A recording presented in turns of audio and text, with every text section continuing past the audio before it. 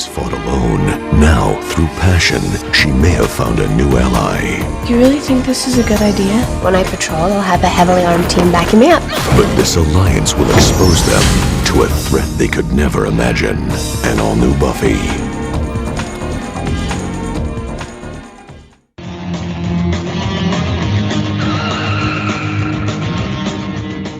Hello and welcome to this week's edition of Slade, the Buffyverse Revisited. I'm one of your hosts. I'm Francis Ford Coppola. I'm your other host, Steven Spielberg. And this week we will be jumping into Season 4, Episode 13 of Buffy the Vampire Slayer, entitled The I in Team. Yes. I am taking a break from my movie set right now. It's a movie that's going to be called The Godfather. I'm taking a break from a little movie I'm directing called Jurassic Park. Okay. All right. Well, can't wait to see each other's movies. Yeah, I'm sure yours will be phenomenal. Phenomenal. Let me ask you a question. This is a serious question. Who would you say is a better director, Steven Spielberg or Christopher Nolan? Steven Spielberg. Okay, thank you. Without question. Now, Steven Spielberg or James Cameron? Steven Spielberg. Okay, thank you. I mean, nothing against either one of those two, but I mean, it's Steven fucking Spielberg. I mean, right, everything from Jaws to, I mean, come on. Right. It's like, yeah, I mean, just his body speaks for itself. Right. And yeah, you're exactly nothing against Cameron or Nolan. Like, they're both phenomenal directors, but Spielberg, come on. He created the summer blockbuster. Yeah, I mean, come on. Right. Get over here. So anyway, how are you doing, James? What's new? What's up? What's fantastic? What's terrible? All of the above. Okay. No, nothing's new. Everything's okay. I'm coming off of a little bit of a cold for a few days there, but I'm okay. Seem to be okay now. The sneezing and wheezing and coughing and congestion and sinus pressure has gone away, and I'm a full human once more. So no more crotch rot. No more crotch rot. Okay. So yeah. All right. How about you? How you doing? What's new? What's exciting? I have nothing to report. Well, I mean, my sister was in town, and we had a good visit and a good time, and she is now home, and she purchased one of that you just drank out of, your Circle bottle, on your recommendation from the show, and shortly after she went home, she sent one to me. So I have been fiddling with it, trying to discover. I'm weird. I don't like super sweet water or super sweet anything, really. Soda's about as sweet as I like root beer. So I'm fiddling with that, trying to get it just right.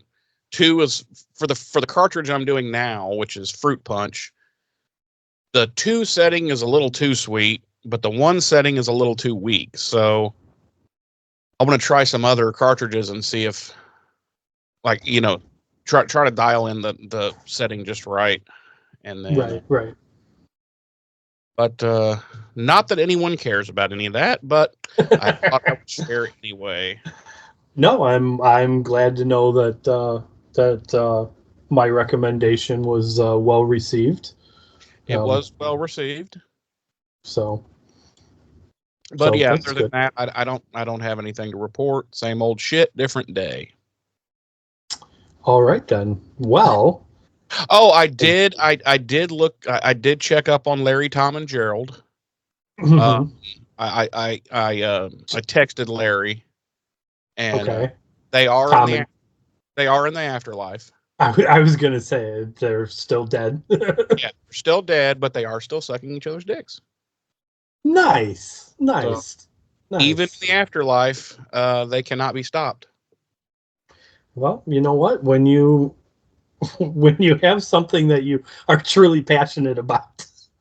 And when you're truly passionate about fellatio with your two best friends, nothing can keep you down. Nothing's gonna stop us now. And we can And build this world together. Oh, sorry. standing strong together.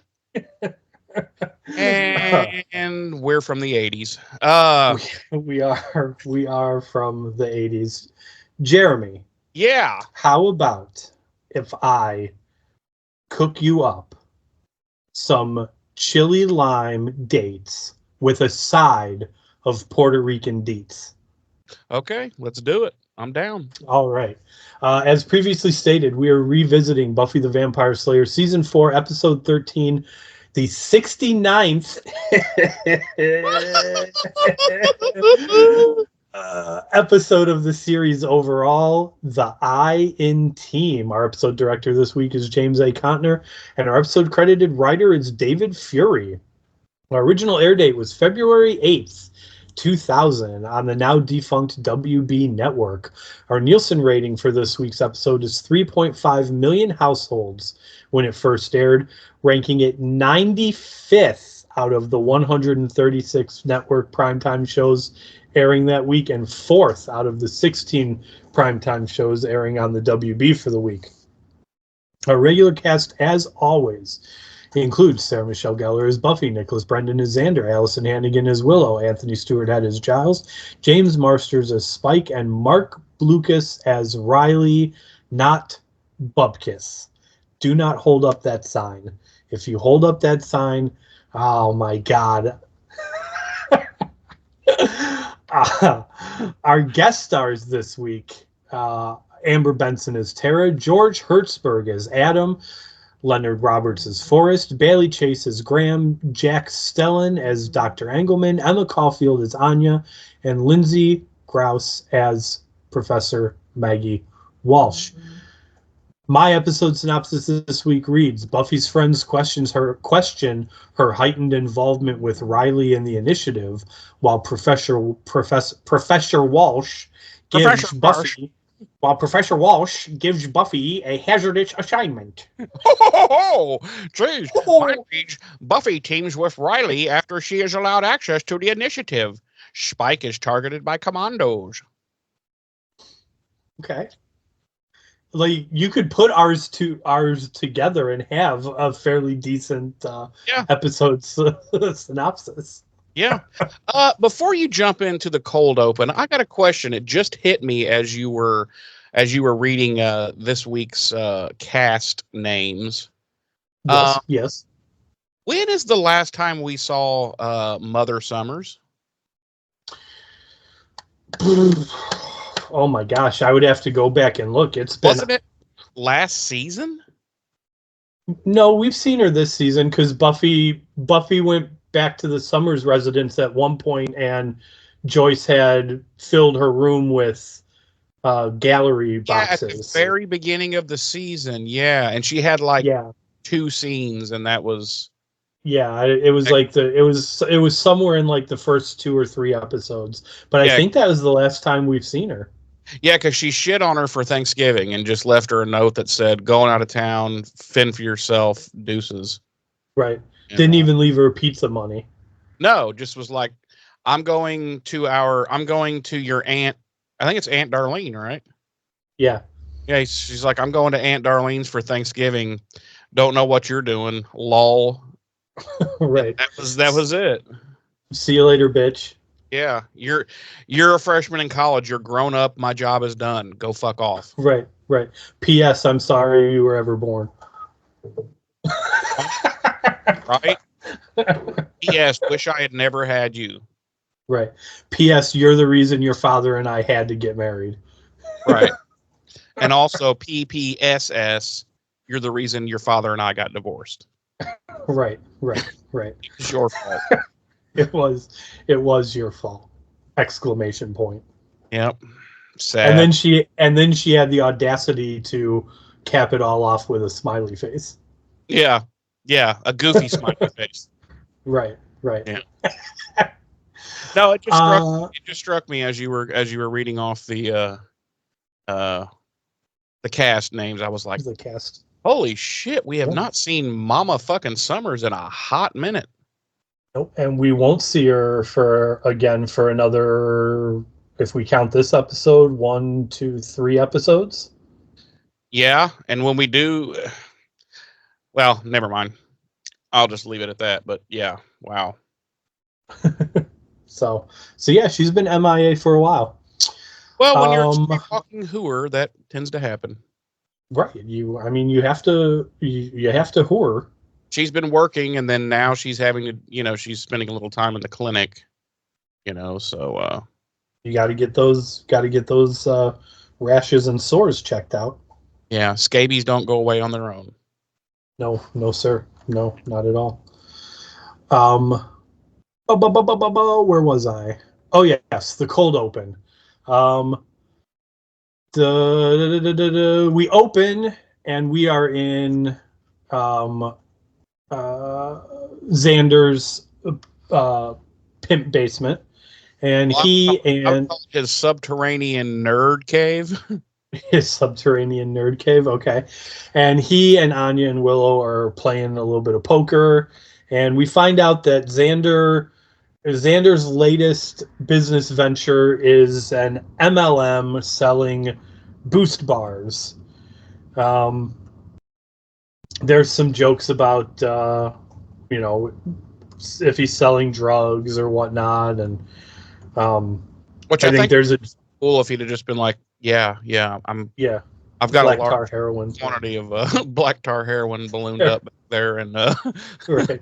Either of you? I was gonna see if either of you would slang for me. Right. And, are either of you interested in purchasing some and then perhaps selling it? Yeah, we could cover 3 neighborhoods that way if you guys help me. Right. I'll give you a percentage of the take. And as long as you got my money at the end of the week, I won't kill a bitch. I won't have to kill either of you. Which then they both just started laughing hysterically because Willow is a witch and could kill Xander in a heartbeat with a spell, and Anya, she's not even a demon anymore, but I'm pretty sure she could whoop Xander's ass. Oh yeah. Which actually does tie into a joke that they make during this scene about spanking. Yes. That causes Xander to he gets flustered and fumbles his cards all over the place. Yeah. And they're also having a conversation where they're kind of questioning, the intentions behind the initiative and all of that. At which point we cut to Buffy, who is engaged in a training exercise with said initiative. And she, of course, proceeds to deftly handle each and every one of them. And Forrest seems perturbed that he got his ass handed to him by a girl. And Graham continues to be a green flag, honestly. He just kind of he I don't know if you caught it, but Forrest was definitely I can't believe I just got beat by a girl. And Graham was he just kind of smiled and chuckled it off and, good job, Buffy, and walked away. I like Graham. I'm sorry. He's into being beaten by women. Right. But I mean, who isn't? Right. So once that happened, he was like, oh, I thought I loved her before. Right. No, I'm talking about Graham, not Riley. I know. Oh, okay. No, so you're saying Graham has a secret love. Has a secret. I was going to say you're saying that Graham is secretly in love with Buffy. Oh, clearly. Wow. Have we been watching 2 different shows?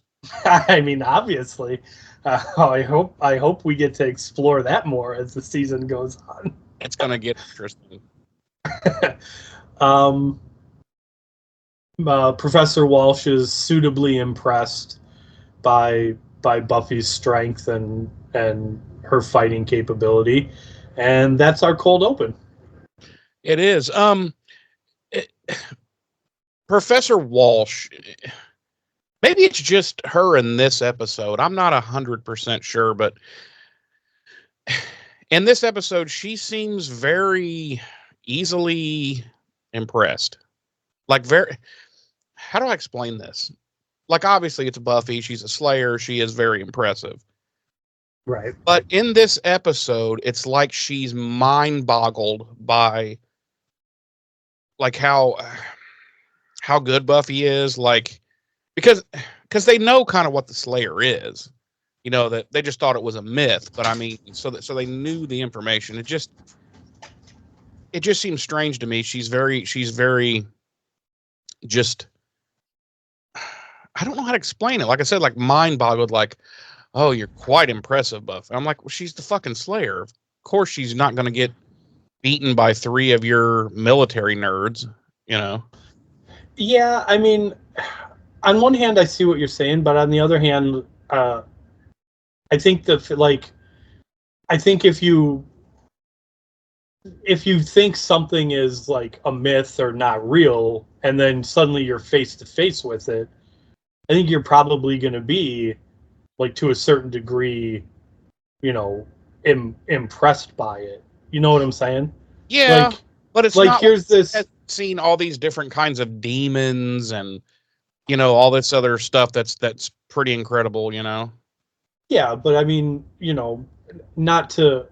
I hate to do this because it's going to sound sexist, but at the end of the day, like, you're looking at this, $1.15, $1.20, soaking wet, tiny blonde, and she's manhandling your 6 foot plus, soldier boys. Like, I mean, that's gonna be that's bound to be a little impressive to some extent. Yeah, I suppose so. So we come back and Buffy and Willow are what is it? That's basically the lunch room or the whatever of college, the cafeteria, and they're noticeably not really eating anything as normal. There's food there, but they don't really partake. I was kind of upset that Willow didn't have a cornbread muffin, but anyway, or a box of raisins, or a box of raisins. So they're talking about their evenings and whatnot, and Willow's, Buffy talks about what she did with taking the big tour of which you kind of left out, the big tour of the or no, that hasn't happened yet. Sorry. She's talking about her night, with, oh, you did leave out the love making though, right? No, I don't think that's happened yet either. I could have swore that happened right after the. Okay, I'm sorry, folks. I'm an idiot. So anyway, Buffy's talking about what she did with fighting the soldier boys and all that jazz. And Willow's basically just like, yeah, I was at Xander's in the basement with Anya playing poker. And Buffy she's like, oh, that sounds fun. But, Willow's probably like, does it sound fun? What, Does it? Yeah. Right. Does it?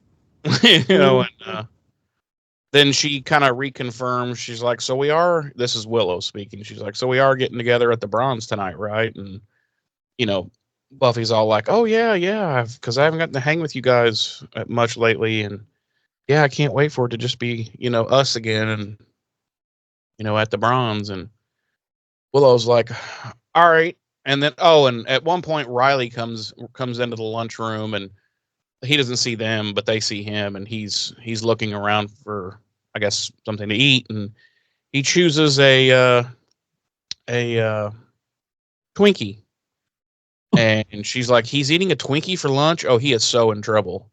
And then Willow goes, everybody's getting spanked but me. And this is from the earlier spank callback. So then we cut to Giles, who is visiting Spike at his new crypt. And he walks. God, I love the banter between these two. He walks in, And Spike's like, don't you fucking knock at someone's home and wipe your bloody feet. And Giles is like, oh, I'm sorry to get mud on your mud. Because the crypt is disgusting. And Spike was just laying on top of, he was asleep laying on top of a crypt, and with like this dirty, nasty looking blanket pulled over himself. So Giles is there to basically thank him for helping him in last week's episode and all that. And Spike's like, yeah, fuck that. You owe me. And because remember, he promised him $300. So he gives him the money, and he makes it clear that he wants nothing further to do with the gang, to stay the fuck away from him. He'll stay the fuck away from them. Yada, yada, yada. So Giles is like, all right, deuces. And he leaves. So here's where we have the part where Riley's all like, are you ready? And Buffy's like, yeah. And he's like, are you sure? You don't want to wait? Like, they're trying to make it seem like they're about to fuck, and they're not. He's taking her down into the initiative, and the retinal scan bullshit. And it's like, new retinal scan detected. Summers, Buffy. I'm like, fuck off. How would they have her fucking retinal scan already? You know what I mean? It's like, whatever. So they go down into the initiative, and she's quite taken aback by the size of it, which I would be too. I'd be like, what this giant fucking place is under my damn college? Like, what the fuck? Like, this seems wrong in some way, but so they meet up with Professor Walsh, and basically she's given the grand tour of the facility, and more or less like made a member of the team. And I don't know, it just seems I don't know, this whole thing seemed odd to me, that they're just like, okay, yeah, come down into our super top secret government facility, and also we'll show you everything, other than room 314. But yeah, we'll show you everything. Come on down. Here's a badge. Here's a and here's a pager. And I don't know. It just seems, I don't know. It just seems a little out there to me. Anyway, I'm sure. Like, so here's the thing. Like, for one, who is absolutely nothing? Nothing. No. Like, there's a lot of questions about the initiative that have yet to be answered, and frankly, spoiler alert, are never going to be answered. Yeah, there's a lot that they're just never going to answer. Right. Like, what is Maggie Walsh's rank? Is she even in the military? Right. Because I have reasons to say no, she's not. But two, like, who's above Maggie Walsh overseeing the entire initiative? Because obviously she had to go to someone and be like, hey, you know the myth about the Slayer, the one girl born in every generation who can fight the vampires and the demons and yada yada. She's real, and she's my student in my psychology class, by the way. Right, and one of our guys is dating her. I'd like to get her clearance into the initiative. And they'd all be like, well, of course. Here, hang on. What's her name? Buffy? So, okay, boom, top secret clearance. Go for it. Right. So yeah, there's a lot of questions about the initiative that linger and are frankly never going to be answered. Again, spoiler alert. Now, the fact that they would let her into the initiative like that, I guess I don't have as much of an issue with it as you do, because based on the appearance of what the initiative's objectives are, it kind of makes sense to me that they would be like, oh, fuck, the Slayer? okay, the Slayer's real. Yeah, let's get her involved in this. You know what I'm saying? It's just okay. This is all I'm saying is that, like, to me, the initiative kind of comes across as almost like an Area 51-ish type of thing, and it's like, yeah, I'm thinking it's going to be pretty fucking difficult to get clearance to get down in there. You know, like, right. I don't know, whatever. It just seems like they were very quick to be like, okay, well, why don't you come down and see everything we have, and also, would you want to join us? Like, the military doesn't really operate that way, but anyway. And we cut to Tara and Willow. They're chilling out in a common area, and there's a doll's eye crystal, which is some type of like magical thing that Tara has, and Willow's like, "Oh, you know, I've always wanted one of those." And Tara tries to give it to her, and Willow's like, you know, "No, I can't take that. You know, that's a family heirloom for you. You know, you have to keep that." And she's like, "But if you want to try some spells with it sometime, I'd be down for that." And so then Tara's like, "Yeah, you know, why don't we do some tonight?" And Willow basically has to destroy her feelings by telling her no, because she has plans with another group of friends, and just basically Tara's not invited. And I felt super bad for Tara in this episode. She's like, "Oh, you know, you'd probably feel out of place and blah blah blah blah." And I was like, "Willow, what the fuck? What? Like, no, it's not, no." You just be like, anyway. So Tara's goes on to class. Why wouldn't you be like, and I get, like, obviously I get that subtextually they're trying to set up like the idea that Willow has feelings that she's unfamiliar with in regards to Tara. Like, I get that they're trying to set that up, like, subtextually and everything. But at the same time, who doesn't, like, make a new friend and then be like, "Hey, like, my other friends and I are going to be doing this thing. Why don't you tag along?" Yeah, it's literally just the fucking bronze. It's not like they're going to a wake for Xander's mother, or, you know, some secret. I mean, some super like emotional close thing. It's like, it's the fucking bronze. And Willow's acting like, "Oh, you listen. This is a very important funeral that only certain people can go to." You know, it's fucking. It just seems stupid to me. Why don't you just be like, "Hey, we're going to this place called the Bronze, where we used to go all the time as high schoolers. It's like an underage club. You want to come? You want to come hang out with us? You know?" But she's like, "Yeah, about us hanging out. I'm gonna have to go with no on that." Yeah, that's gonna be a no from me. I'm gonna, you know, yeah, no, I've got no, sorry. really important other friends to hang out with, And I don't want to intermingle you with them. I don't really feel like you would fit in with us. You're kind of weird. You're fine. Like, you're fine to be just for us to be friends, right? Like, I don't really want other people to know that we're friends. Right. We can't be like out in public friends. That's not. Yeah, it's not gonna work for me. Yeah, that whole thing. I was like, that had to be written by Joss, because he is a socially awkward, inept idiot. You know, that would probably be something he would do. Anyway, then we cut to Professor Walsh entering room 314 from last week. And there's a goofy, weird dude in there named Dr. Engelman, who appears like, as the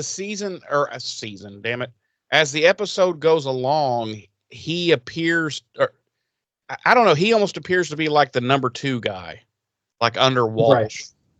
And but he's like, you know, they're talking about the Slayer, and, you know, how do you think she'll work out, and blah blah blah. And Walsh is like, "Yeah, I think she'll be okay." And then she's checking in on her special project, and they look, and they call it Adam, and they look down, and it's this fucking robotic humanish, demonish conglomeration of weirdness.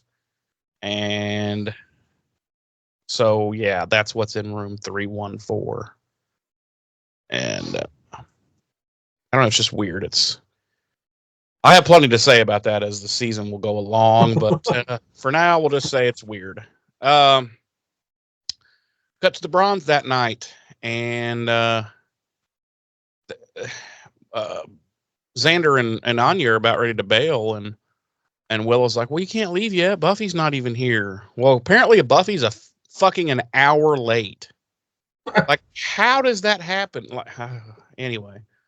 But when she does show up, she's got not only Riley with her, but like his entire fucking platoon. And they go off to get drinks and shit, and her and Willow are talking, and Willow kind of says, well, that's kind of fucked up that you brought people, because it was supposed to be us, just us, the old crew, but because I could have brought someone. And Buffy's like, oh, I didn't know. Who would you want to bring? And she's like, no one. I didn't say that. Shut up. This whole show your face. I didn't say nothing about nobody. I didn't say anything about bring Tara, my lesbian lover, with us. I mean, what? I don't know. Who's Tara? Who's Tara? I don't know anyone named Tara. Yeah. Why would you even say that name? I don't know. It's a weird back and forth, but Buffy's like, okay. And Willow kind of brings up, should you really be trusting, the initiative like this, getting that close to them and that like into their midst and shit. And of course, Buffy basically just blows it off like, but my hormones say that I should. And Willow's like, oh, okay, that makes perfect sense. She does remind her of this 314 thing and what that could mean, what that's all about, and what their ultimate agenda might be. But Buffy rushes off with Riley and his platoon because all their pagers start going off. And so she just basically abandons them. So she was there. She was an hour late, and then she was there for like, I don't know, I'm going to say 5-6 minutes. Yeah, 6 minutes. Like, oh, pager's going off. Later, losers, and bounces. Gotta skedaddle. Peace. Yeah. So I don't really know what to make of that scene other than to say, once again, Buffy is a terrible, terrible friend. So, being basically abandoned by Buffy, Willow goes to Tara's dorm room. And it's got to be, I'm going to assume it's nighttime. It's got to be like 11, 12 o'clock at night. Yeah. It's pretty probably late. And they do that. She goes there and they go in their dorm room, close the door, and we're left to imagine what's happening behind closed doors. Honestly, if I was Tara, I would be like, fuck you. Yeah, well, I'd be like, well, first of all, it's really fucking late. Like, I was literally in bed. Also, my roommate's here. Like, oh, wait, don't we find out? No. Shit, I don't know. I was going to say, don't we find out that Tara's in a single room later on? Do you know what I'm talking about? She might be. She might be. I feel like she is. But anyway, yeah, I'd be like, fuck you. You blew me off. Yeah. Right. I wasn't good enough to come hang out with you with your other friends, and now you're here but they blew you off, so now you're here. Right. Like, fuck you. Yeah. I don't. So Willow's really not a great friend either at this point. No, at least not to Tara. Yeah. So then we cut to a briefing that Prof. Walsh and this Dr. Engelman they're explaining that they're tracking this Polgara demon, and it's tough, it's strong, blah blah blah. They want it captured alive and intact because it's got these stabby things in its arms, and they want to study the stabby things. And Buffy spends the next like 20 minutes asking questions and shit, which the people are not do. So they're all like, what the fuck? Forrest isn't too happy with Buffy's presence. which is not surprising because Forrest is a massive douchebag. A huge misogynist. And just generally just a douchebag. So she's taken his spot on Riley's team, and he's put in charge of his own squad, but somehow he looks at that he's still butthurt about it. Yeah, he's still butthurt. But again, massive douchebag. So while they're all out, patrolling around looking for this demon, but I want to point out too, he even verbally complains about being replaced by a girl. Yeah, and he's all like, "I'm always Riley's number 2," and I'm like, "You are number 2." And like he literally says, "And now I'm replaced by some girl." But yeah, by some girl, like he's never met, doesn't know who she is, and yeah, this some girl kicked your fucking dick in the dirt and all your friends at the same time. So I kind of think she's earned her spot. So whilst out and about doing all of this patrolling for this demon, they spot through the binoculars, they spot Spike, or as they call him, Hostile 17, and he's just walking through the woods with a couple of bags of groceries, poor bastard. And they send the squad after him, and he gets the one thing I took away from that scene is he loses both bags of groceries. And also, his chip apparently malfunctioned. Yeah. He threw one of the commandos into a tree. Those guys into a tree, yeah. And he threw the groceries at another one. It's like, to me, that would constitute attacking a human. Doing harm to a human, yeah. Right. As he's running away, they shoot him with something. Come to find out, as the guy explains, that it's a tracer round, so they'll be able to track his location, later on. At this point, we cut over to Buffy and Riley's team, and the big stabby arm demon attacks. It's like a big thing, and this is such a weird scene. This whole scene is basically intercut between Riley and Buffy and their team fighting the demon, and Riley and Buffy fucking. Right. For what is apparently the first time. And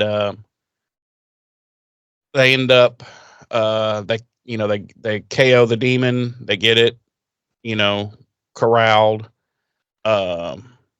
Riley finishes with a whimper. He's like, I'm Bupkis.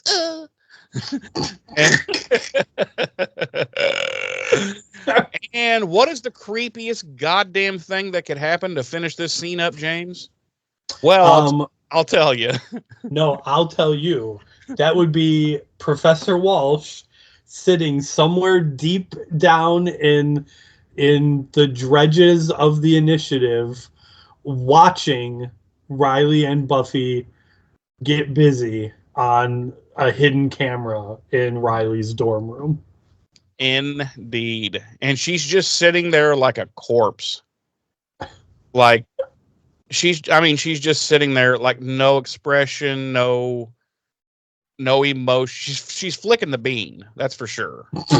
She's diddling the skittle. Yeah, that's for sure. But it's so goddamn weird. Like, I don't even really want to address it, to be honest with you. And this is the kind of thing that normally we'd spend 20 minutes on, but it's so fucking weird.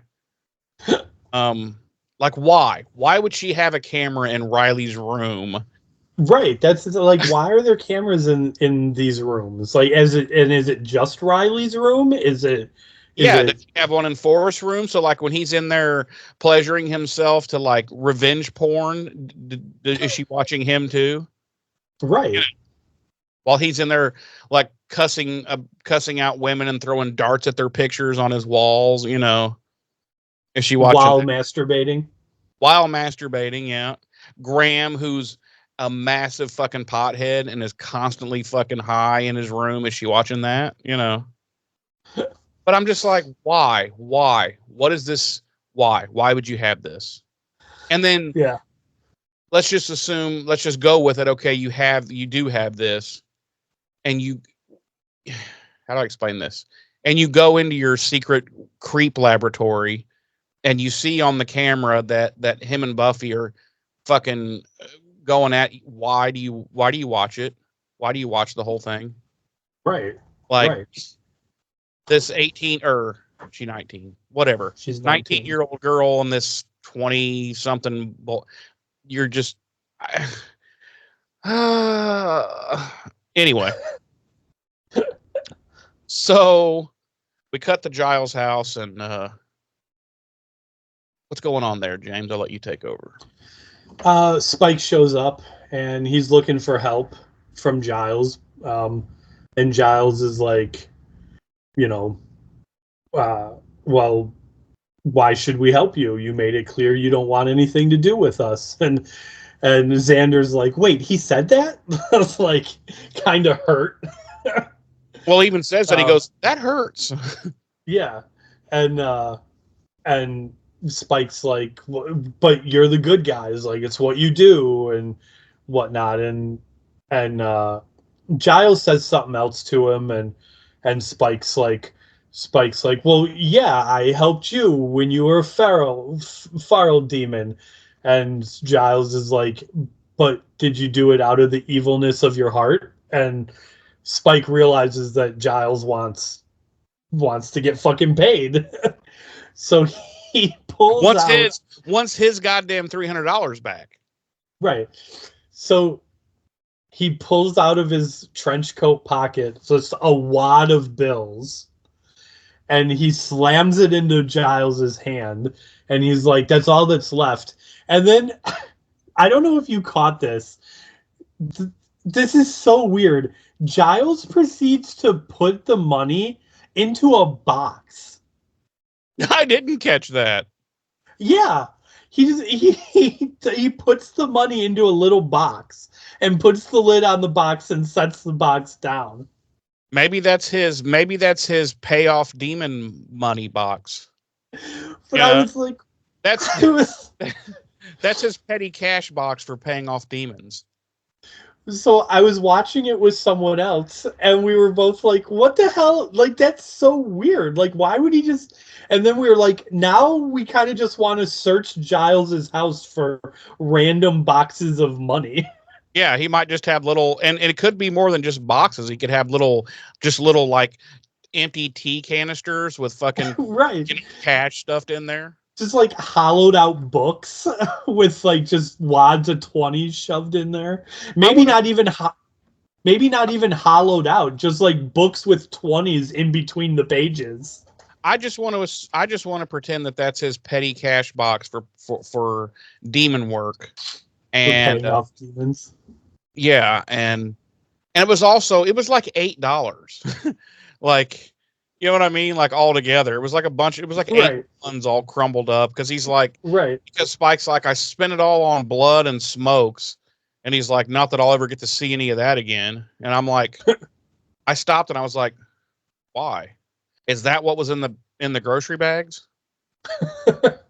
Like, or is he saying that stuff was at his crypt and he can't go back to his crypt now? Because I'm like, they don't know where your crypt is. Right. Yeah, I don't know. So yeah, I didn't understand. I assume it was maybe that's what was in the bags that he was carrying home. Maybe. So then we cut to Buffy's, obviously it's Riley's dorm, because we saw Professor Walsh watching them fuck. And this is another creepy, just this. The beginning of this scene is like, whoa, that's what the fuck, creepoid. But go ahead. Right. So Buffy wakes up and she's surprised that Riley's still there in bed with her. Yeah, and he's just laying next to her. Like, she turns over and looks at him. He's just going. He's just staring at her like, hey, how'd you like that fucking? And she's just looking at him like, oh, okay. I don't know. It just that thing with you, because he's just like, Right. If you're gonna stare at someone while they sleep, at least have like a neutral look on your face. He Yeah, looked weird. he's like super excited. Like, so how did you like the penis? She's like, I don't know. So they're talking, and his alarm goes off, and he's like, "Oh, it's just a reminder that I have to take my vitamins, yada yada." Which seems innocuous, but I mention it because it's important in the next episode. Yeah, later on. Yeah, yeah. And Buffy ends up asking about 314, and at exactly that moment, Riley gets a call from Professor Walsh saying that they're needed, and then we cut to Walsh talking to Dr. Engelman, and they decide that Buffy's a liability to the initiative and too much of a distraction for Riley, and that she needs to be eliminated immediately. Which literally in less than 24 hours, they've gone from, oh yeah, she's going to be great for the initiative, and it's going to be great having the Slayer around, yada yada, to no, bitch got to die. We need to murder her now. Right. Yeah, she's asking too many questions. We need to kill her. Yeah, it's been like 15 minutes of actual episode time, and like Right. 24 hours in the world, and I just find that whole thing fucking annoying. Like the speed with which this story takes place, not just that it's going to all take place in one episode, but like within like 3 scenes of each other. I'm like, what the fuck? Why are they cramming all this? I don't know. Not a fan. Not a fan. So yeah, Right. they've decided they need to do this contingency plan because they need to get rid of the Slayer. Slayer should be easy to off, right? Oh yeah. Yeah, yeah. Super easy. Barely an inconvenience. Yeah. I mean, you saw how well, that her 3 top guys did against Buffy in a test. Right. Yeah. So then we cut back to Giles's place, and he's trying to dig out whatever is in Spike's shoulder, and it's actually just a great big nasty booger. And it is. It's just a big booger. Somehow they shot a big booger into his shoulder. It's so weird. Yeah. And I don't like this scene irritates me a little bit because how Giles even mentions that it appears to be blinking, yet how is Xander the only one that's like, oh fuck, this is a tracker? This must be some type of fucking tracing device.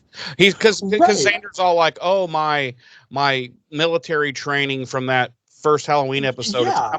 That's a tracer. And they all look at him and they go, a what? Right. I'm like, are you literally as soon as Giles was like, it appears to be blinking, everyone in that room should have been like, oh fuck, it's a tracking device. It's either a tracking device or a goddamn bomb that's getting ready to blow up. Get rid of this motherfucker. Fuck this guy. Right. It's either a tracking device or they Snake Plisskened him. Right. Get him the fuck out of here. Fuck him. Right. So yeah, that all goes down, and then we cut back to Buffy. She's showing up at her dorm room, and she sees that Willow's not there, and then Willow shows up, and now she's got that crystal thing that Tara tried to give her before, but she refused. She's got it now, and crystal butt plug. Yeah, crystal butt plug or skull or I don't know what, Temple of Doom. I don't know what. Yep. And at that point, Buffy's beeper goes off, and it's the initiative. And where do we go from there, Jeremy? Downhill. No, she. All right, she goes down into the initiative, and it's just Professor Walsh, and she's like, yo, there's this demon we're tracking through these, and she's showing her on a map through this part of the sewers. It's a class 3, very fucking weak, no real danger involved. We just want you to go do some recon. You probably won't even get any action.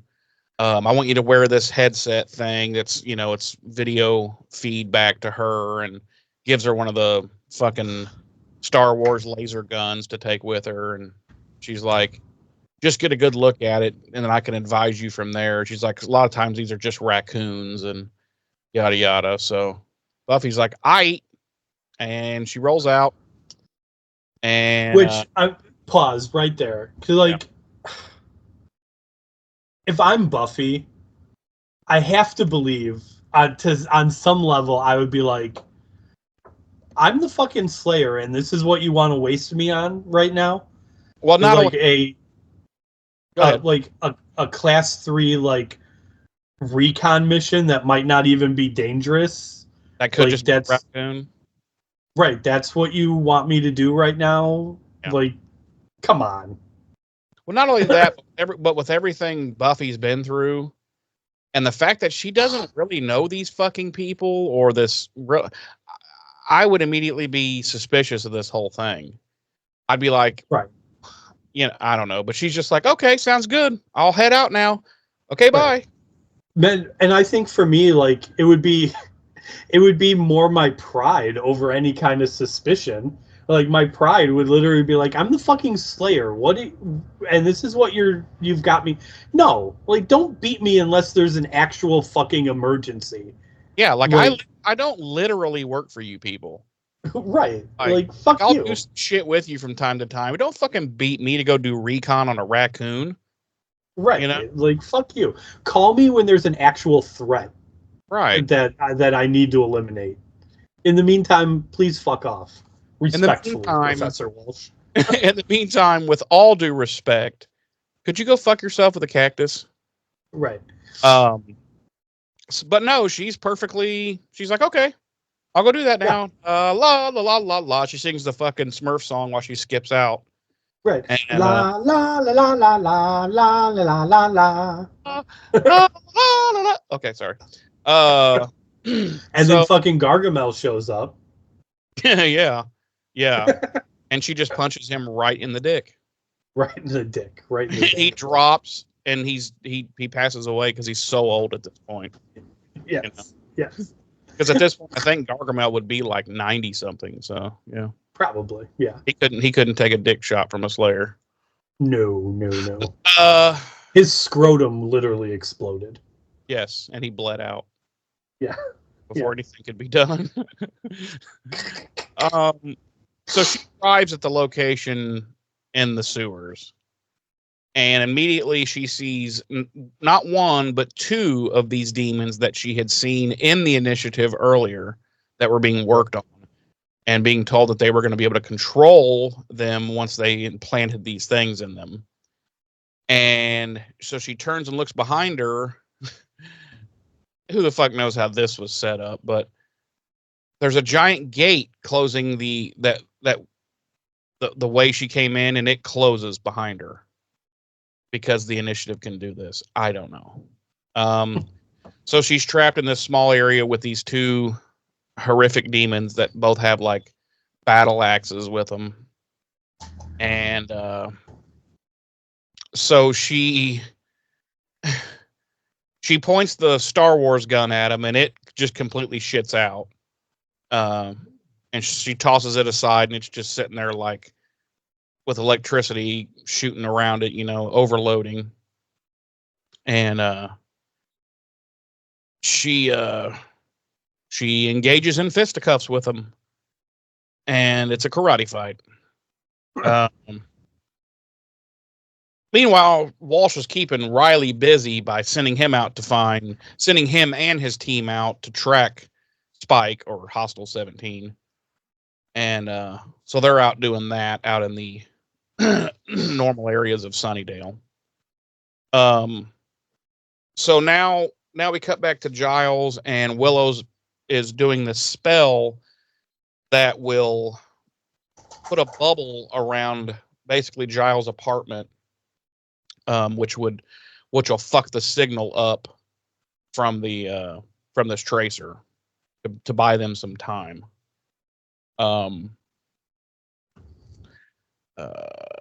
He finally gets the damn thing pulled out of Spike and gives it to Xander, and he's like, go. And Xander's like, oh, and he just runs away with the tracer all weird like. And I'm like, what the fuck is that?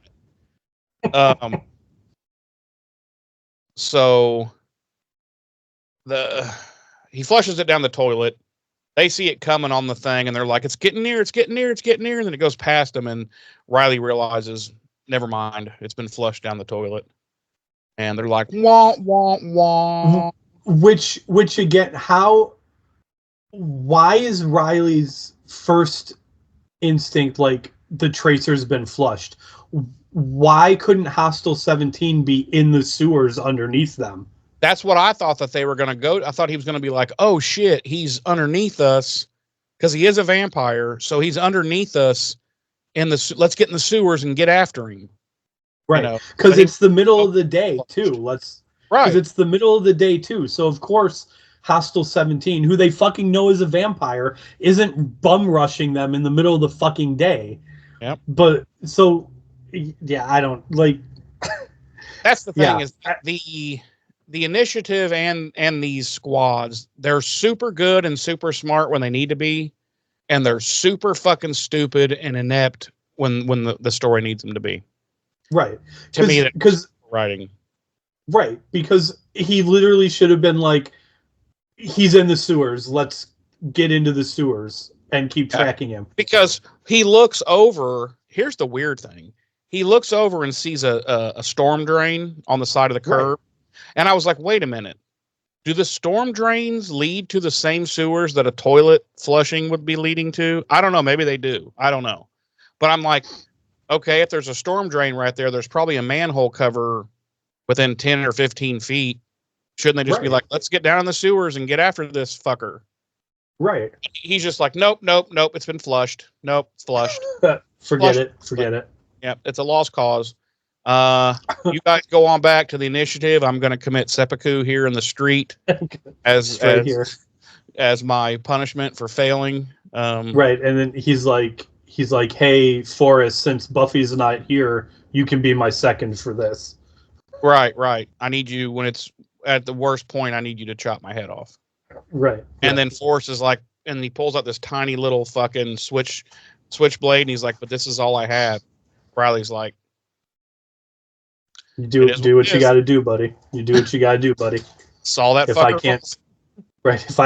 I can't finish the job, you gotta do what you got to do. He's like, "But it's the blade's only 2 inches," and he's like, "Well, stab a lot." Right. You better really get in there. You better really get in there deep. So we cut back, and Buffy's fighting with the demons, and at one point we see the headset hit the ground, and it's also got a heart monitor on it, so it's Aliens Part 2, basically. And the heart. No, I need you to correct yourself. Okay. It wasn't Aliens Part 2. It was Aliens. Well, yeah, whatever. So the headset hits the ground, the heart meter thing goes flatlined, and Professor Walsh is like, okay, done deal. And she like, it's funny, like she like starts looking like around behind herself, like it was just really funny to me because she was like, oh fuck, I wonder if anybody's been watching me watching this. Right.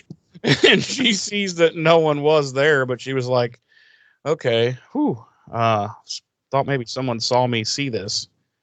And so that's around the time Riley returns to report the failure of his mission and that he would immediately commit seppuku for her. And then Professor Walsh goes into this whole story about Riley. I'm so sorry. It's Buffy. She went after these demons. I tried to stop her, but she was insisted. And Riley, she's dead. And Riley's like immediately freaking out. Like he throws himself on the ground and starts kicking and wailing. And he's like screaming and punching himself in the face, and how can I let this happen? How can I let this happen? How can I stupid Riley, stupid, fucking pumpkin, stupid. and then he grabs like this fucking. He just starts grabbing things that he can get that are near him, and he's just smashing himself in the face with them. And the whole time, Professor Walsh is just standing there like. She's just like looking around like, is this fucking... Whoa. She's just like... I did not expect this. And like she spots someone like over there and she's like... Like, do you fucking see this? Yeah. And then there's this... You see a couple of the doctors off, they're like filling syringes up. They're like, whoa. And then all of a sudden she looks back down at him and he has his pants off and he's shitting into his hands and just smearing it on his face. He's like, ah! He's lost his mind.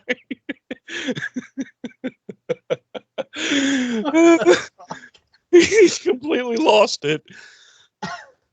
And Professor Walsh is just like, she's just wide-eyed and in complete shock. Like, what? Yeah, she's just like, the fuck is happening? So anyway, no, Riley's like all kind of freaking out, and then you see like behind Professor Walsh, who he's facing, are the monitors, and he sees Buffy come up to one and pick up the little headset thing, and she's like, Professor Walsh, did you really think it would be that easy to kill a Slayer? And then she says something. She's like, well, it's not. Or something, and she's like, and you're gonna find out, or something like that. And Buffy looks at, or Riley looks at Professor Walsh, and he goes, "Ooh, bitch, ooh!" And Professor Walsh is like, "What?" And he's like, "Yeah, bitch!" And then he smacks her. No, he puts it all together. His just his big meat hand just right across her face. Yeah. Now, he puts it all together pretty quickly in his head, even though he's an idiot. And he just blows past Walsh, and he's walking away, and she's going, Riley, then Agent Finn, I order you to stop. And he's just like, oh, I can't be ordered. I'm Riley Bupkis. And and he leaves. Around that time, we cut to Giles' place, and they're talking about can the initiative be trusted, and this is weird. And Buffy walks in and says, no, they can't be trusted, and I'm about to fuck me up some initiative. And they're like, yeah. And Run DMC starts playing in the background. So Walsh goes back into room 314. And here's this Franken creature. And she's like basically giving the evil speech about what her plans are. And right. She's evil monologuing. Right. She's like, I'm going to get rid of this bitch. And, then she'll learn. And then Riley will come around and he'll come back and everything will be fine. And then she's impaled. And it was the creature who was not strapped down or tied down in any way, shape, or form to this table. And he literally just stood up and impaled her. Well, she undid his strappings. Yeah. But she turns and looks at him, and she's like, Adam? And he's like, Mommy. And by the way, he impaled her with... They wanted them to capture this demon earlier to cut off its arm to put onto this creature. So now because he's got all these different parts on him. So now he's got a skewer arm. Right. And that's what he skewers her with. And credits. That's the episode. Yep. And he's like, Mommy.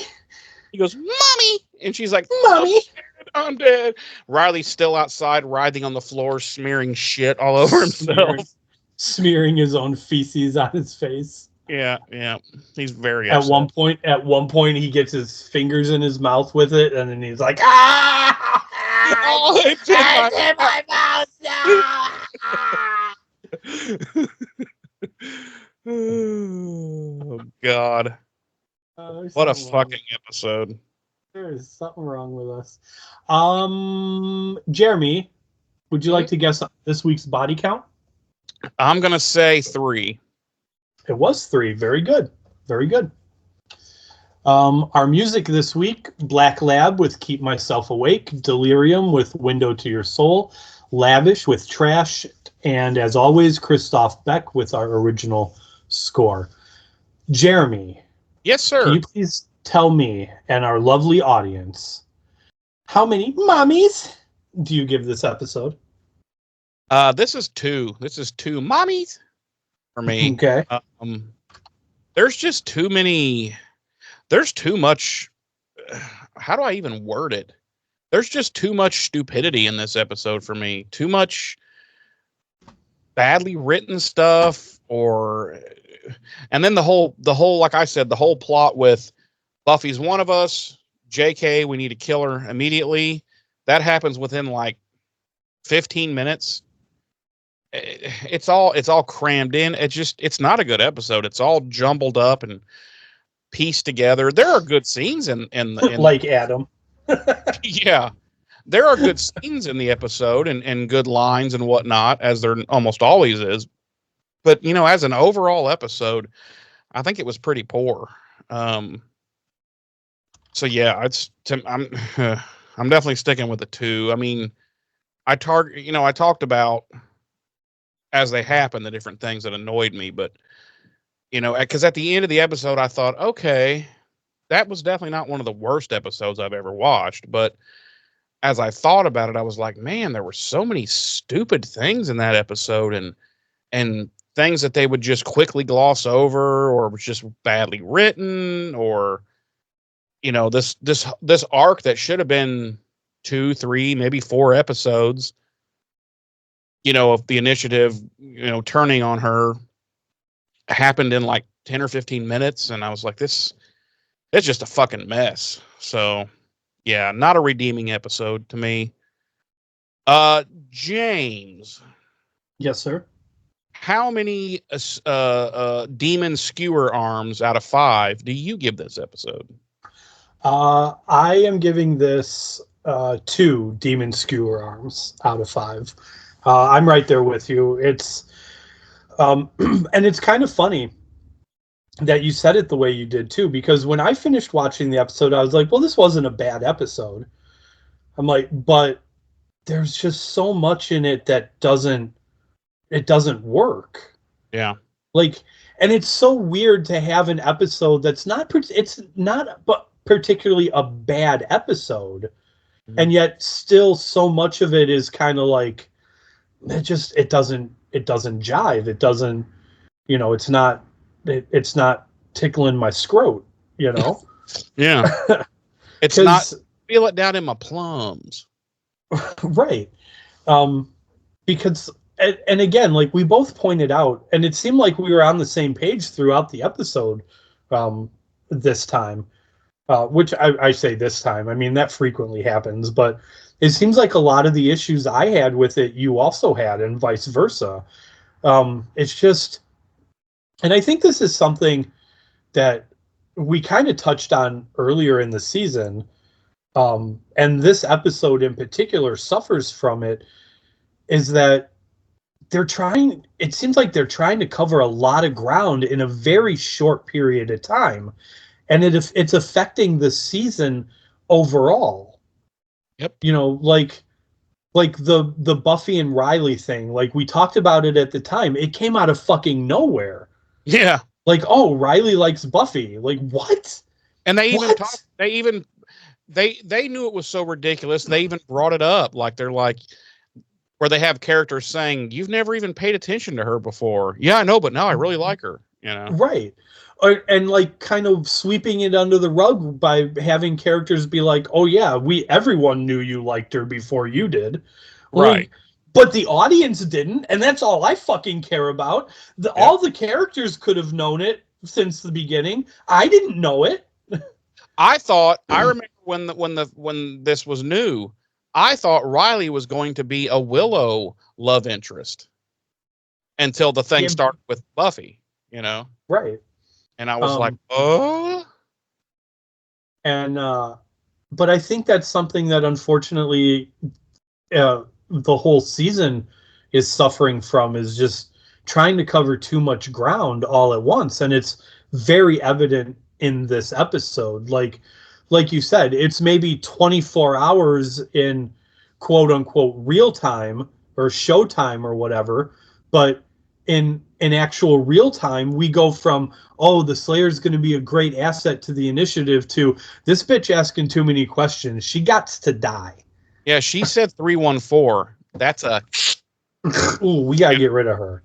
Right. And it's like, it definitely should have been, like you said, like that definitely should have been like a 2 or 3 episode thing where suddenly, like, Buffy's persistence at asking questions and challenging authority and whatever, it kind of leads them down this path where it's like, we have to get rid of her.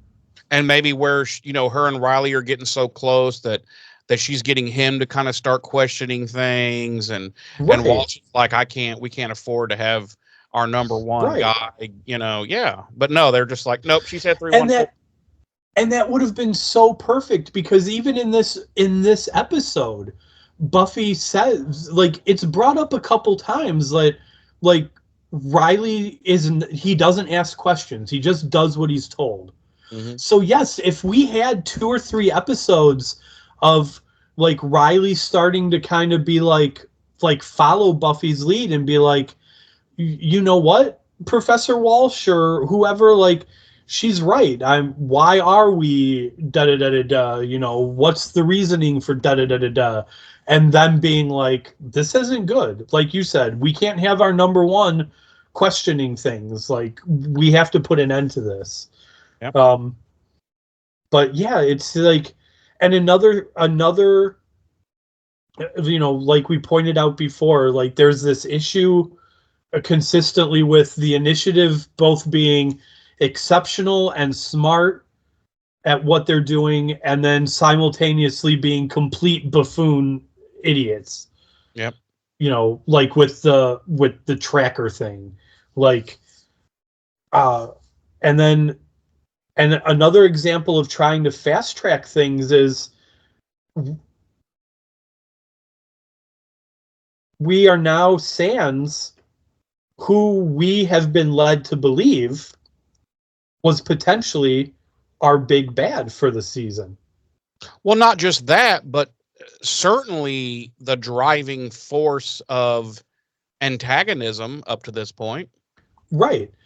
And I feel like, and I think part of the reason people, I mean, obviously there's bigger reasons, but I think and I talked about this with the person I watched it with, I think a lot of the backlash towards Adam and the rest of the season, and incidentally against Maggie Walsh, is how abruptly they fucking offed her when she was kind of set up to be the driving, like you just said, the driving force of antagonism for this season.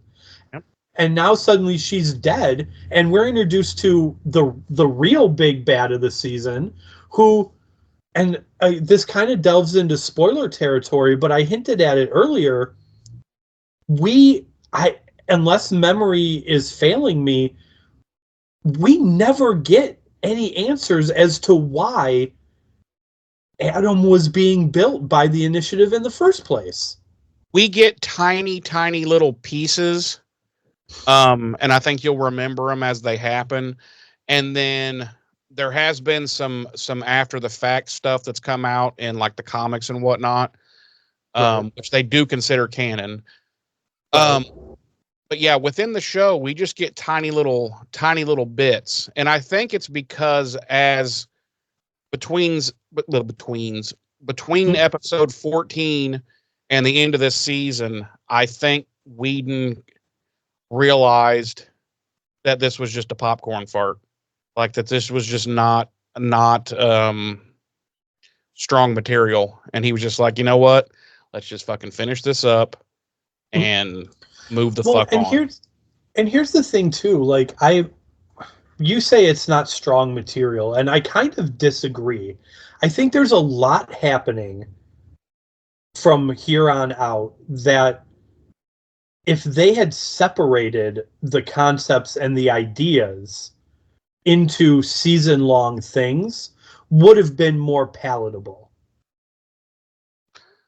I don't know. Maybe. And we can talk more about that, as we approach the end of the season, obviously. But yeah, I feel like, again, I feel like this episode suffers a lot from, and unfortunately we're going to see it through the back half of the season, of trying to force too much to happen in a short time frame. There's just too much going on for what's left, and I feel like that's why it suffers overall. Yeah, that. But see, I'm still also of the opinion, as I said at the very beginning of this season, that I find the Riley, the Initiative, and the Adam things all giant swings and misses. And that's kind of what I'm saying, and like those things, along with other things that are going to happen through the rest of the season, I feel like if individual elements of that had been separated out and used, like if the Initiative itself had been the big bad for an entire season and been fleshed out, I don't feel like it's a terrible story idea.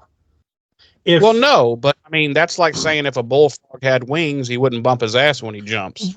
Right. So, but I mean, I'm just making my counter argument to the idea that the stories are weak. Or that the ideas are weak. I don't think the ideas themselves are weak. I agree. I don't think the ideas themselves are weak, but the implementation and the execution and implementation and trying to force them all to happen at the same time in the same span is where they start to fall apart. Adam, the concept of a Frankenstein-like demon monster has legs if you spread it out over a season, and you put an antagonist behind that, like a reason why someone is doing that. You know what I'm saying? Sure. And then I won't get into other things that come about, in the back half of the season. Here's how this is how I would sum it up. A season 4, just period. I think the only memorable important thing that happened in this season is the transition of Spike's transition, the implant in his head, and how his character changes in this. Because if you take that away from this season, okay, the Spike subplot, say it's like the C subplot in this season, if you take that out, this season could just not exist, and you wouldn't really know it. Like, you could just go from the end of season 3 into the beginning of season 5, and you're not really missing anything. Maybe the Willow thing, but to me, that's how unimportant season 4 really was. Yeah, there's some great episodes in season 4, but they're not important enough to be that you would miss them in the overall story. Like, you wouldn't even know, Right. And again, like I said, I feel like that boils down to them trying to shove too many stories into a small span of time. Well, yeah, I don't think I think that 22 episodes is plenty to have pulled this off. I think that it was poorly managed. Like, they spent too many episodes where the Initiative, Adam, Walt, etc., just weren't even part of the episodes. And that Right. story didn't move at all for, say 2 episodes, and then it would move a little bit in the next one. And then it was all way too slow of a build. And then the explosion was just like a queef in church, Right. So, But yeah, so we'll see how the rest of the season plays out with episodes. We were kind of talking briefly before we started recording. I went ahead and watched a few episodes ahead, and like Goodbye Iowa, it's it is what it is. And then without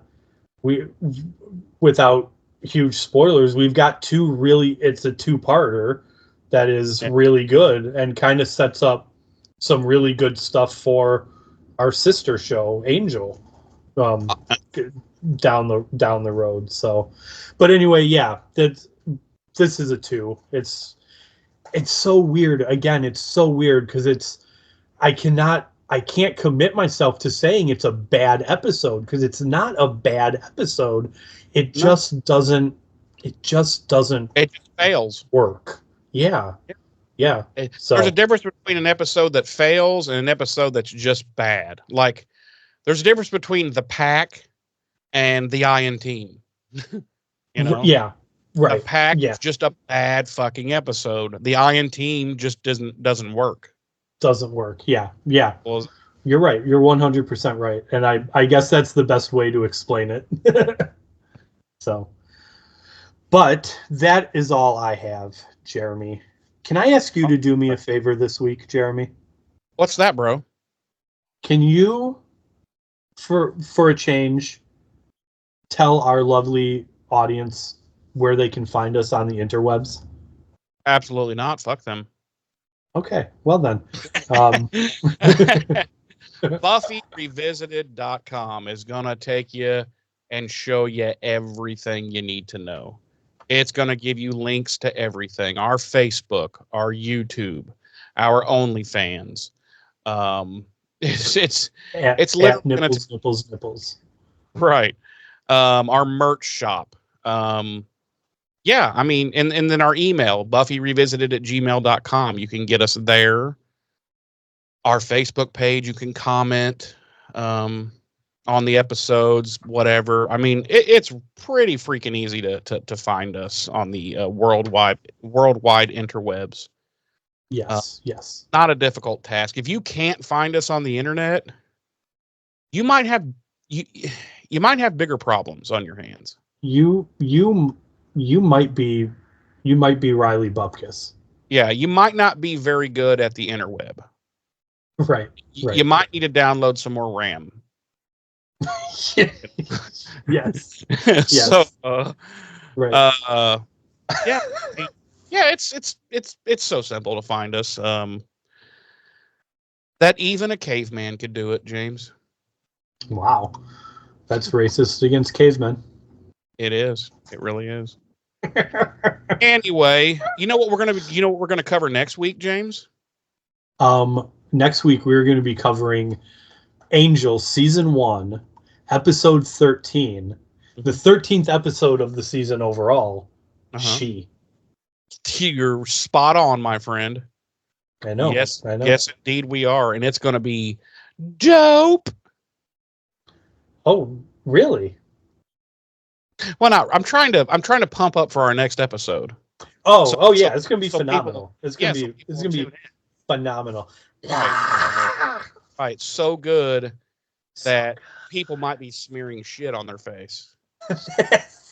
Wow, I did not know that was a standard of quality. Well, when you get beyond a 5, it's shit smear time. Wow. Yeah. Wow. I wish I'd known, like, all those early episodes of Buffy that we gave 6s, I would have just been smearing shit on my face. I would have been like, you would have been like, James, yada, blah, blah, blah, rating and opinions, and I just would have been like,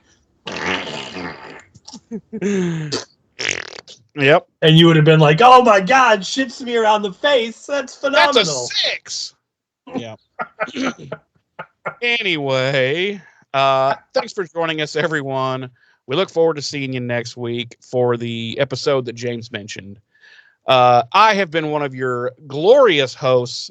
I'm Jeremy. I have been your other our glorious host, James. Whoa. Whoa, what? Ta-ta.